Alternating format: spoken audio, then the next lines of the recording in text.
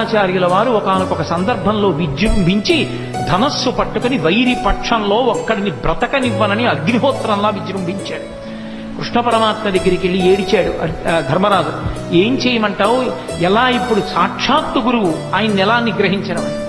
ఒక్కటే కార్యం, భీమసేన నువ్వు వెళ్ళి అవతల వైపు సైన్యంలో అశ్వత్థామ అని పేరు కలిగినటువంటి ఏనుగుంది, నీ గదాదండంతో దాన్ని చంపేసిన తర్వాత గట్టిగా అరువు, అశ్వత్థామ హతః అన్నారు. మంచి యుద్ధం చేస్తున్నాడు ద్రోణాచార్యుల వారు. భీమసేనుడు వెళ్ళి ఆ ఏనుగుని చంపి ఒక పెద్ద అరుపు అరిచాడు, అశ్వత్థామ హతః అన్నాడు. నమ్మలేదు ద్రోణాచార్యుల వారు. నన్ను నా ఉత్సాహాన్ని తగ్గించడానికి అరుస్తున్నాడని అదే బాణ పరంపర కొనసాగిస్తున్నాడు.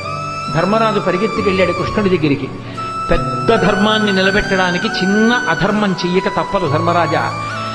అశ్వత్థామ హతః అండం నీకు ఇష్టం లేకపోతే